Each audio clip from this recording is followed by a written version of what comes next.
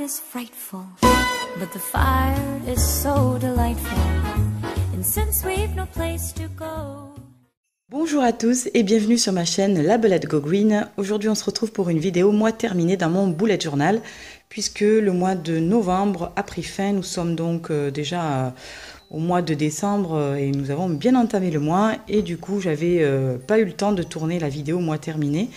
Donc aujourd'hui on se retrouve avec le mois de novembre terminé dans mon bullet journal.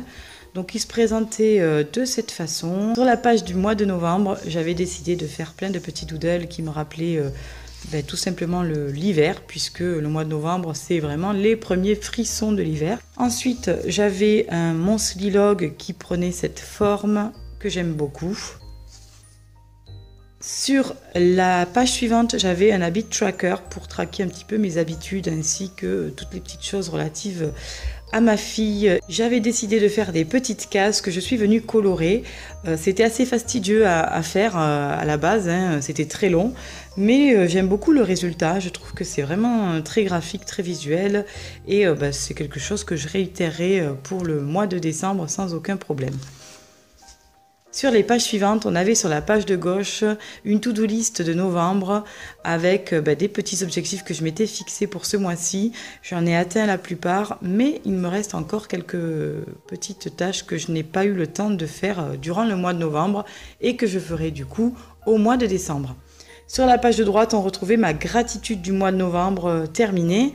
Donc elle prend cette forme. J'ai voulu utiliser vraiment des couleurs un peu monochromes pour faire en sorte de garder de la clarté, quelque chose d'assez neutre. Sur les pages suivantes, on retrouvait sur la gauche mon sleep tracker. C'est la première fois que je faisais un sleep tracker parce que j'avais quelques difficultés de sommeil. Et du coup, je voulais traquer un petit peu à quelle période du mois c'était compliqué. Là, par exemple, mon petit bébé était malade, donc vous voyez que ma nuit a été plutôt courte. Et sur la page de droite, mon No Spend Challenge, donc avec donc sur cette petite barrette des cases colorées qui correspondent au jour où j'ai fait des achats. Et là, j'ai dessiné les achats que j'ai fait. J'ai notamment acheté 2 oracles, donc des cartes divinatoires. J'ai acheté un casier de rangement pour mettre mes tombeaux. J'ai également acheté une palette d'aquarelle, un porte-savon et des gourdes de compote réutilisables, toujours dans ma démarche zéro déchet, pour réduire donc un maximum les déchets que je produis. Sur la page suivante, j'avais commencé par faire donc la première semaine, puisque on commençait la semaine un jeudi, donc j'ai tout rassemblé sur la même page. Et sur la page de droite, j'ai fait une wishlist des petites choses qui me font vraiment envie en ce moment. Donc c'est une wishlist qui n'est pas exhaustive. Ce sont des produits que j'ai envie de m'offrir dans les 2 ou 3 prochaines années, parce que y en a qui sont quand même assez coûteuses. J'ai noté notamment des bijoux de créateurs, donc l'atelier Plume et Aileen et Sam, qui sont des créateurs que j'aime beaucoup. Ils font tout à la main et c'est vraiment un travail extraordinaire.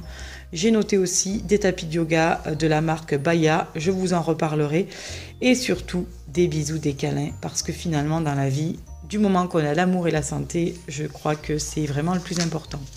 Ensuite, j'attaquais avec la première weekly, donc toujours avec les tâches à réaliser sous forme de petites puces et mes petits doodles quotidiens que j'aime beaucoup réaliser, avec les petits bonheurs simples, mon jour de repos avec un petit thé devant un téléfilm de Noël. Il n'en faut pas plus pour me rendre heureuse au mois de novembre.